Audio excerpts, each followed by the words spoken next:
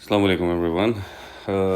Welcome to another video, and this video is of further mathematics and the topic is planes.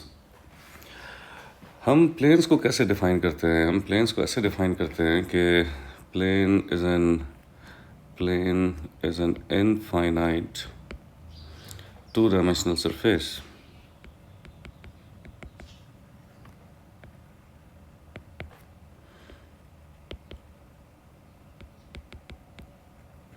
Plane is an infinite two-dimensional surface.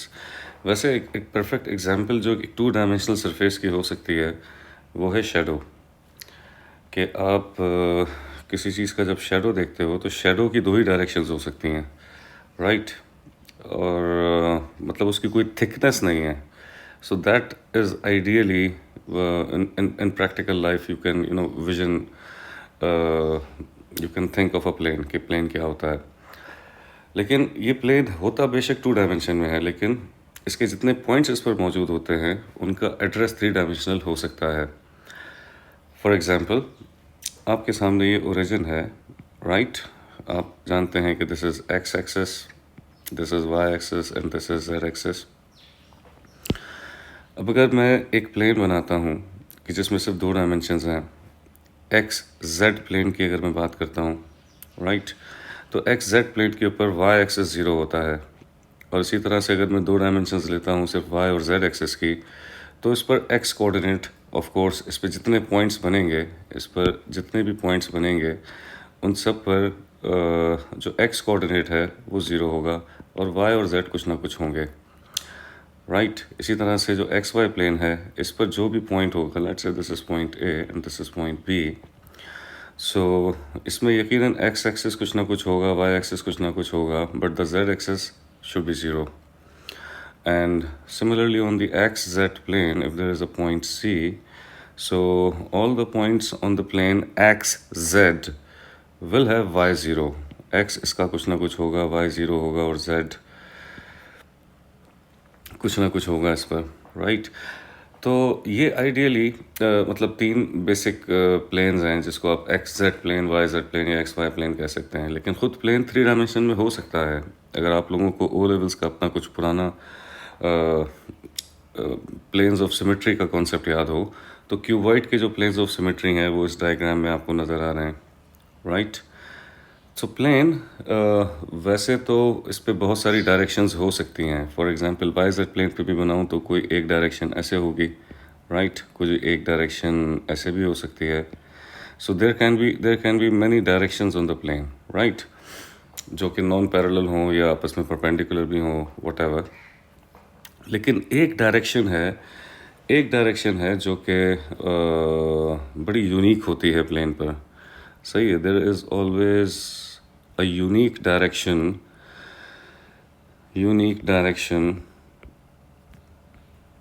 जो बहुत काम की direction है plane को define करने में, और वो है उस पे जो नॉर्मल बनता है. मतलब वो डायरेक्शन जो प्लेन से परपेंडिकुलर होती है, नॉर्मल टू द प्लेन, जो के परपेंडिकुलर टू द प्लेन होती है. नॉर्मल टू द प्लेन से मुराद के perpendicular to the plane.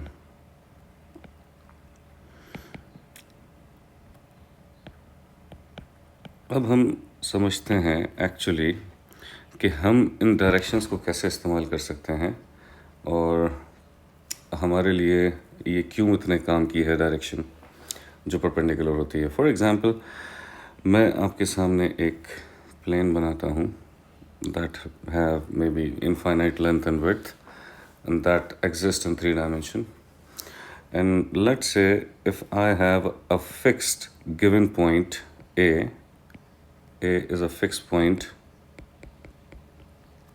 on the plane, and I have a point R on the plane that is a variable point on the plane.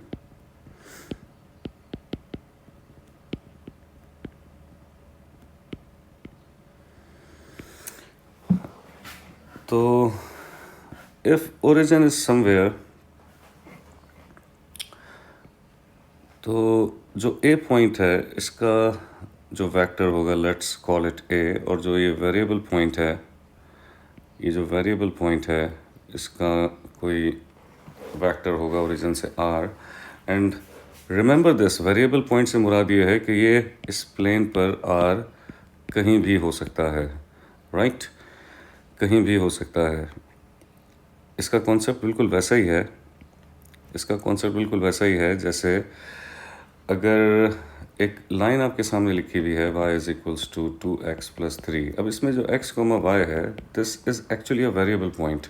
आप मुख्तलिफ x की values put करते जाएं तो आपको correspondingly y की मुख्तलिफ वैल्यूज़ मिलती जाएंगी, right. That defines a straight line, right, that defines a straight line के जनाब, जिस पर y इंटरसेप्ट जो है वो 0,3 है।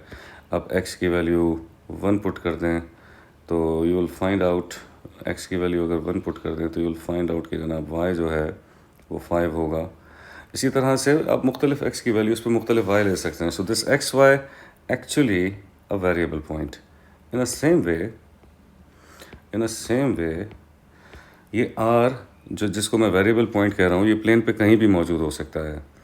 तो अगर मैं इस ए आर की डायरेक्शन की बात करूँ तो ये डायरेक्शन होनी चाहिए r माइनस ए। क्यों r माइनस ए होनी चाहिए? क्योंकि अगर मैं इस ए आर की बात करता हूँ तो according to the position vector should equals to O R minus O ए।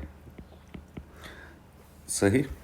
तो आई होप कि आप लोगों को आइडिया होगा कि O R minus O A position vectors के हिसाब से हम इसकी डायरेक्शन निकाल लेते हैं। So this can be written as R minus A. And if there is a direction which is perpendicular to the plane, that I called normal to the plane। तो एक बात तो तय है कि ये डायरेक्शन और ए आर अगर आपस में 90 डिग्री हैं तो इनका जो स्केलर प्रोडक्ट होना चाहिए, इनका जो डॉट प्रोडक्ट होना चाहिए, R minus A dot N, it should be zero. Zero क्यों होना चाहिए? आप लोगों को अंदाज़ा होगा कि जब हमने एंगल बिटवीन टू वेक्टर्स की बात की थी ए लेवल्स मैथ में, तो हम जानते थे कि हमारा formula A dot B is equals to magnitude of A magnitude of B cos theta होता है। And what happen if I put theta 90, यानी कि अगर ये दो डायरेक्शंस एक दूसरे से परपेंडिकुलर होती हैं तो कॉस 90 क्योंकि ज़ीरो होता है, सो परपेंडिकुलर वेक्टर्स के लिए A dot B should equals to zero. In a very same way, अब ये जो नॉर्मल टू द प्लेन है, अगर r माइनस ए के परपेंडिकुलर है तो r minus A dot N should equals to zero, which results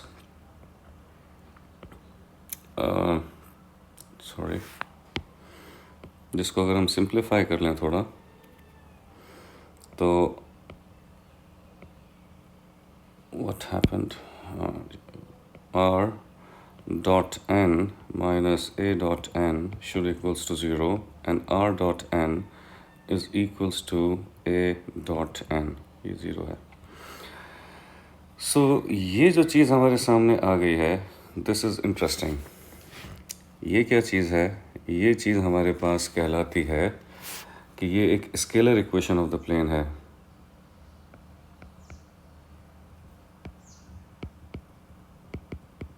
scalar equation of plane. तो ये जो स्केलर इक्वेशन ऑफ प्लेन है, इसमें अगर आप नोटिस करो कि r डॉट n अगर बराबर है a डॉट n के, व्हाट a इज़, a अगर आप इस डायरेक्ट डायग्राम में देखो तो a is a fix point, right, a is a fix point, a is a given point or a fixed point on the plane, where n is what? n is the direction which is normal to the plane, जो कि plane से perpendicular है। So to cut the long story short, हमको दो चीज़ें चाहिए होती हैं स्केलर इक्वेशन ऑफ प्लेन निकालने के लिए। एक, उस पर कोई पॉइंट दो normal to the plane. For example आपसे कहा जाए कि जनाब एक पॉइंट है, दिस पॉइंट इज़ ए, जो कि आपको बताया जाए कि जी ये 3 -5 और 4 है, और आपको बताया जाए कि ये जो डायरेक्शन है, this direction is I -3j plus k, और आपसे कहा जाए कि जी आप find the scalar equation of the plane, मतलब you have a point A, मैं यहाँ लिख देता हूँ दोबारा क्योंकि वो ऊपर से नज़र नहीं आ रहा। Let's say A is a point that is on the plane 3 -4 -5 and 4, and normal की डायरेक्शन है आपके पास I -3j प्लस k।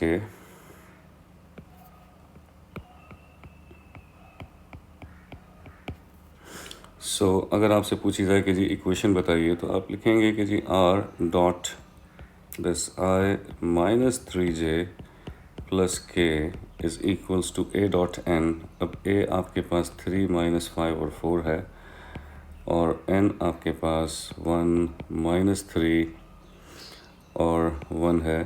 तो what happen when you multiply these two vectors? The dot product is scalar 3 ones are 3, -5 into -3 is +15, and 4 ones are 4. So 3 plus 15, 18, 18 plus 4, 22. So this is what you have is called scalar equation of the plane.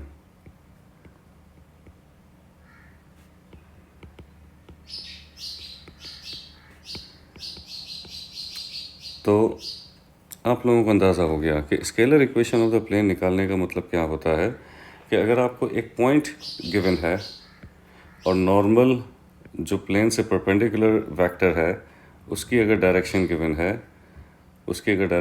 है, तो ये दो चीज़ें चाहिए होती हैं आपको plane की इक्वेशन निकालने के लिए।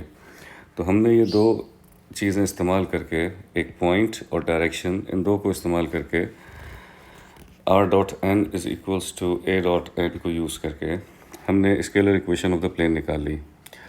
The very same equation can be written in a Cartesian form. अब आप जानते हो कि ये जो r था, ये r क्या चीज़ है? ये r एक वेरिएबल पॉइंट था प्लेन पर।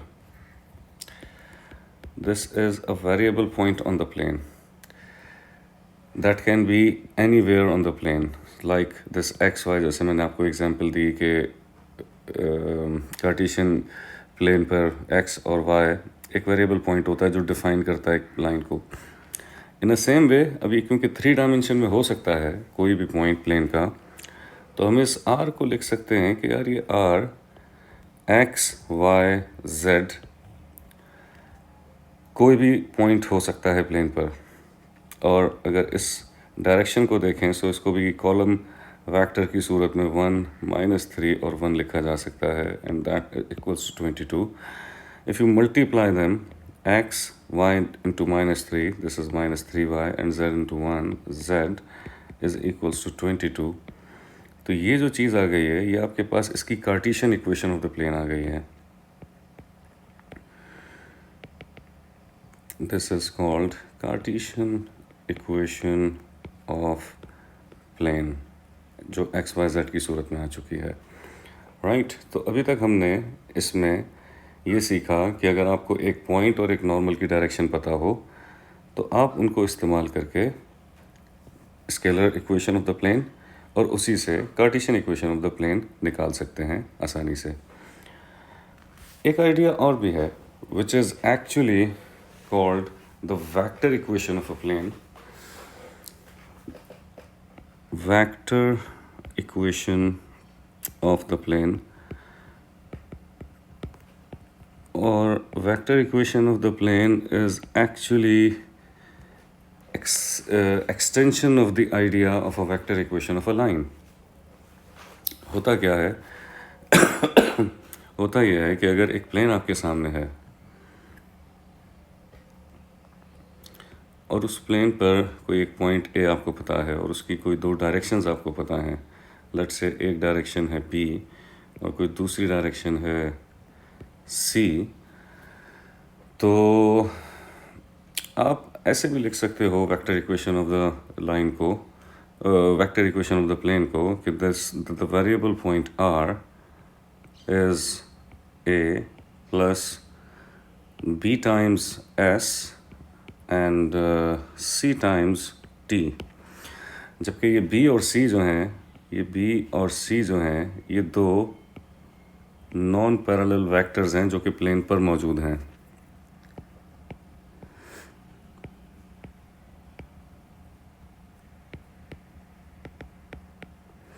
ये बड़े काम की इन्फॉर्मेशन है, क्यों? क्योंकि देखो बी और सी अगर दो नॉन पैरेलल वेक्टर्स हैं तो इन दोनों की कॉम्बिनेशन से I can locate any point on the plane. For example एक पॉइंट यहाँ पर है आर, तो वो हो सकता है कि हाफ बी और मे बी 1/3 सी, इन दोनों की जो रिजल्टेंट आप डेवलप करोगे वो इस पॉइंट आर को लोकेट कर देगा, right?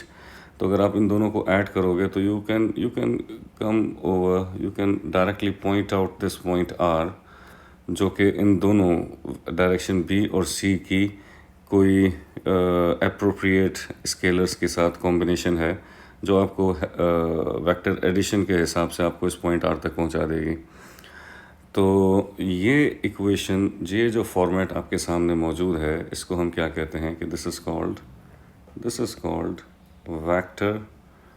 Vector equation of plane. For example, एक एग्जांपल लेते हैं जिससे बात अच्छे से समझ आएगी। फॉर एग्जांपल, आपको अगर बताया जाए कि यू हैव अ प्लेन और उस प्लेन पर आपको 3 पॉइंट्स बता दिए गए हैं।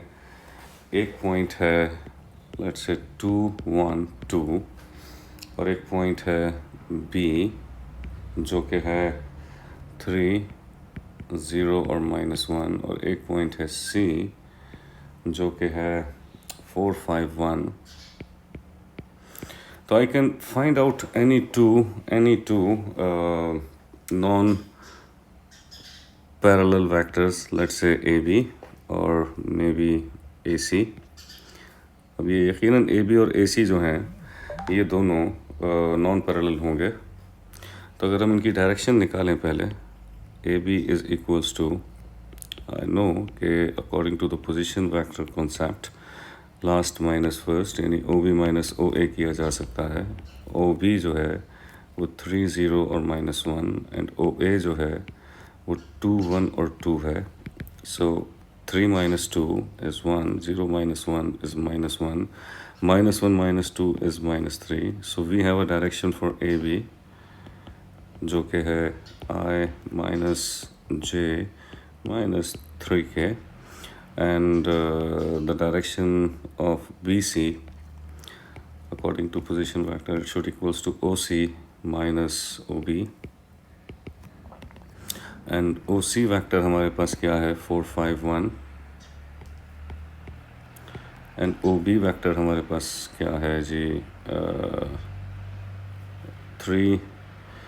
अच्छा, हमने ऊपर बी सी निकालने की बात की थी, चलो यही सही है। मैंने डायग्राम में ए बी मार्क किया था, तो लेट्स से ए बी निकाल लेते हैं और ए सी निकाल लेते हैं, राइट? ए सी निकाल लेते हैं। मैं 2 डायरेक्शंस की बात कर रहा हूँ अगर इस प्लेन में। वैसे कोई भी 2 डायरेक्शंस निकाल सकते हैं जो कि पैरेलल ना हो। सो ए सी अगर हम निकालते हैं, so this can be O C minus O A, and O C is 4, 5, 1 and O A is 2, 1, 2। So 4 minus 2 is 2, 5 minus 1 is 4, and 1 minus 2 is -1. So 2, 4 minus 1 is the direction of AC. तो हमको, अब अगर आप notice करो कि अगर vector equation of plane चाहिए तो इसमें 3 चीज़ें चाहिए थी। एक पॉइंट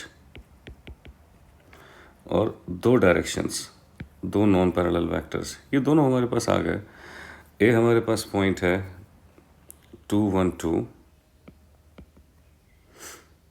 यानी कि 2i plus J plus 2k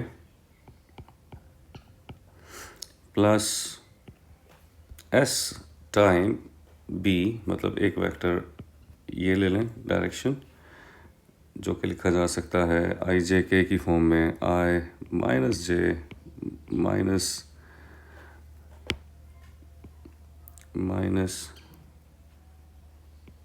3k times S plus 2i plus 4j minus k times any scalar, let's say t। तो ये आपके पास जो आ गई है, this is called vector equation of plane, right. आसान सी अप्रोच है। आपने कोई भी दो डायरेक्शंस निकाली, एक ए बी निकाल ली और एक ए सी निकाल ली, तो हमको बस यही चाहिए था कि पॉइंट एक डायरेक्शन और दूसरी डायरेक्शन। तो ये आपके पास जो चीज़ डेवलप हो गई है, ये आपके पास डेवलप हो गई है vector equation of the plane. अच्छा, इस vector equation of the plane से हम Cartesian equation of the plane भी निकाल सकते हैं। एंड द आइडिया इज़ कि अगर मेरे पास दो डायरेक्शंस हैं ए बी और ए सी, तो मैं एक डायरेक्शन ऐसी निकाल सकता हूँ, let me switch the colour, कि जो इन दोनों का कॉमन परपेंडिकुलर हो, जो हमने पिछली वीडियोस में देखा था कि कॉमन परपेंडिकुलर कैसे निकालते हैं। तो जो डायरेक्शन इन दोनों से कॉमन परपेंडिकुलर होगी वो of course normal to the plane होनी चाहिए।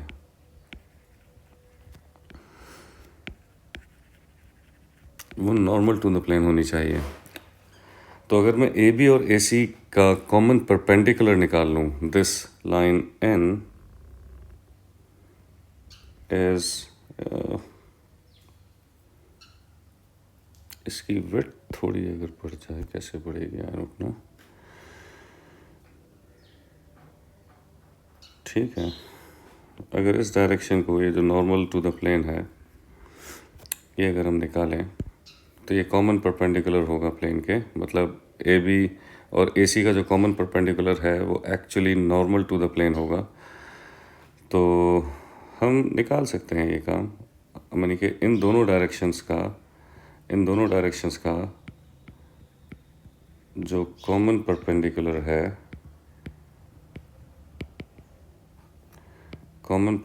है वो actually normal to the plane है।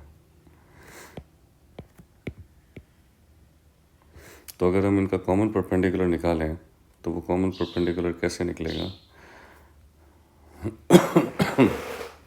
अगर हम मैट्रिक्स फॉर्म से निकाल लें तो आप जानते हैं कि वो जो डिटर्मिनेंट टाइप थी, हम ऐसे लिखते थे कि आई जे और के, और पहले आप ये वेक्टर लिख लीजिए 1, इस वेक्टर को लिख लें 1 -1 -3, फिर आप दूसरे वेक्टर को लिख लीजिए 2 4 एंड -1। तो अगर मैं आई रखता हूँ पहले, तो आप जानते हैं कि ये कॉलम आप छोड़ दीजिए, ये रो आप छोड़ दीजिए, इसका डिटर्मिनेंट निकाल लें तो -1 into -1 is 1, minus minus plus हो जाएगा, और 4 3 ज़ 12, और माइनस, ये माइनस फार्मूले का है। फिर आप जे रखेंगे, और जे कैसे रखते हैं, जे जब रखते हैं तो फिर आप ये कॉलम छोड़ देते हैं, ये रो छोड़ देते हैं, 1 मल्टीप्लाई विद -1 इस -1, और फिर माइनस फार्मूला में होता है तो माइनस माइनस प्लस हो जाएगा, 3 2 ज़ 6, एंड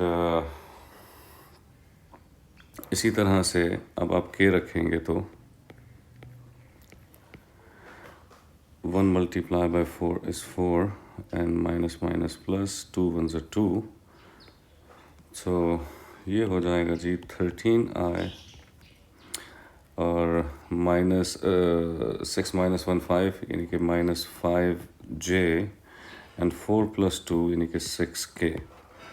तो तो ये आपके पास जो आ गई, ये डायरेक्शन आ गई नॉर्मल की, जो कि कॉमन परपेंडिकुलर था इन दो डायरेक्शंस का।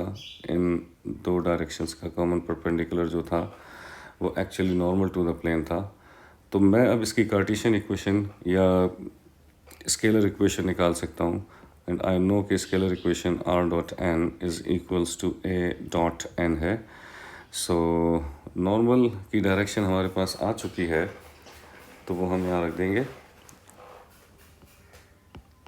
13i minus 5j plus 6k is equals to A dot N. अब ये ए पॉइंट कोई सा भी हो सकता है, ये ए भी हो सकता है, ये बी भी हो सकता है, ये सी भी हो सकता है। बस इसके लिए ज़रूरी है कि प्लेन के ऊपर मौजूद हो। तो अगर मैं पॉइंट ए ही ले लूँ तो 4 5 1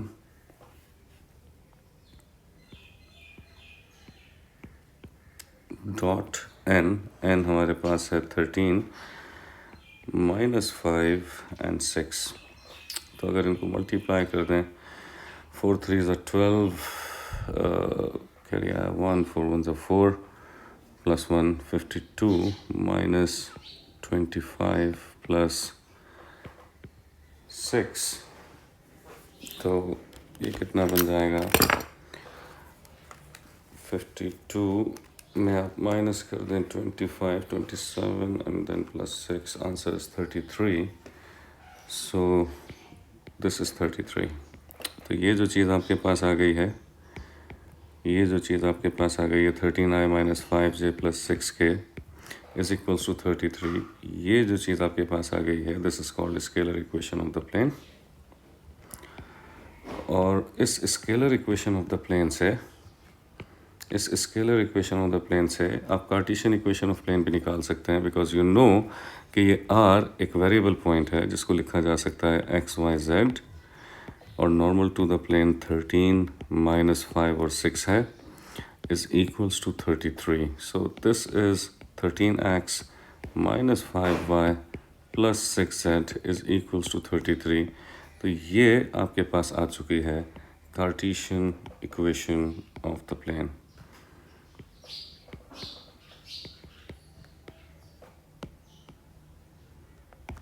right, so let's have a recap. हमने इस वीडियो में क्या देखा? हमने इस वीडियो में देखा कि प्लेन्स क्या हैं, सही।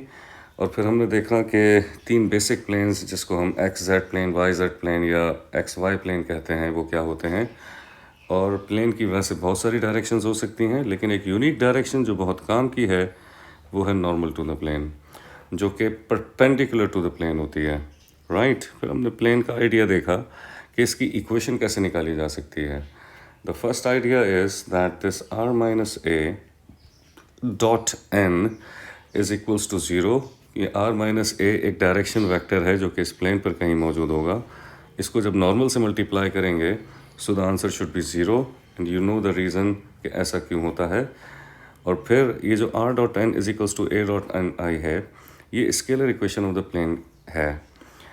Scalar equation of the plane निकालने के लिए दो ही चीज़ें चाहिए होती हैं, एक पॉइंट और एक नॉर्मल टू द प्लेन।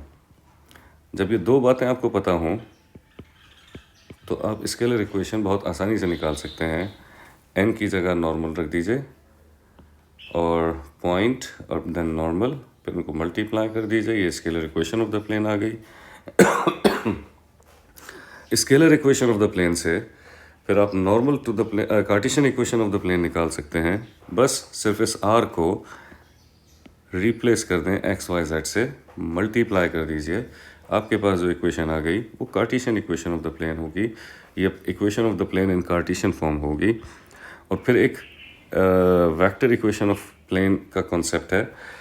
ये कहता है कि कोई दो नॉन पैरेलल b और c are two non parallel vectors हैं प्लेन पर। तो इनको निकाला जा सकता है, इनको ऐसे निकाला जा सकता है कि अगर आपको कोई तीन पॉइंट दिए हुए हैं तो आप कोई भी दो डायरेक्शंस कैलकुलेट कर लीजिए, ए बी और लेट्स से ए सी। तो ये जब दो डायरेक्शंस आप निकाल लेते हैं, जैसे हमने यहाँ पे निकाली ए बी और ए सी, तो ये दो डायरेक्शंस आपने इन बी और सी की जगह रख दी, इस बी और सी की जगह रख दी। एस और टी उनके कोई भी दो अप्रोप्रिएट स्केलर्स थे, और ए जो था एक पॉइंट था प्लेन पर। तो बेसिकली तीन चीज़ें चाहिए होती हैं, दो डायरेक्शंस और एक पॉइंट प्लेन पर। तो उससे आप vector equation of the plane निकाल सकते हैं। हमने भी निकाला, हमने यहाँ पर पॉइंट ए रख दिया, और ये जो दो डायरेक्शंस ए बी और ए सी निकाली थी ये रख दी। और फिर हमने देखा कि ये 3 पॉइंट्स अगर गिवन है तो इन 3 पॉइंट्स की मदद से Cartesian equation of the plane या scalar equation of the plane भी निकाली जा सकती है। The idea is very simple कि जो ए बी और ए सी की डायरेक्शन आपने निकाली थी, इन दोनों का अगर कॉमन परपेंडिकुलर निकालेंगे, जो इससे भी परपेंडिकुलर हो और इससे भी परपेंडिकुलर हो, तो ये जो डायरेक्शन होगी, the common perpendicular of A B and A C should serve as a normal to the plane. तो फिर हमने इन ए बी और ए सी को यूज़ करके, इन ए बी को और ए सी को यूज़ करके हमने इनका कॉमन परपेंडिकुलर निकाला। ये कॉमन परपेंडिकुलर आया, और इस कॉमन परपेंडिकुलर को निकाल लेने के बाद हम लोगों ने कोई भी पॉइंट को इस्तेमाल किया और scalar equation of the plane, और उसको इस्तेमाल करके Cartesian equation of the plane निकाल ली। Hope you find this video useful. This is all for this video. फिर हमारा अगला टॉपिक है कि what happened when two planes intersect. So इंशाल्लाह अगली वीडियो में आप लोगों से दोबारा मुलाकात होती है। टिल देन, अल्लाह हाफिज़।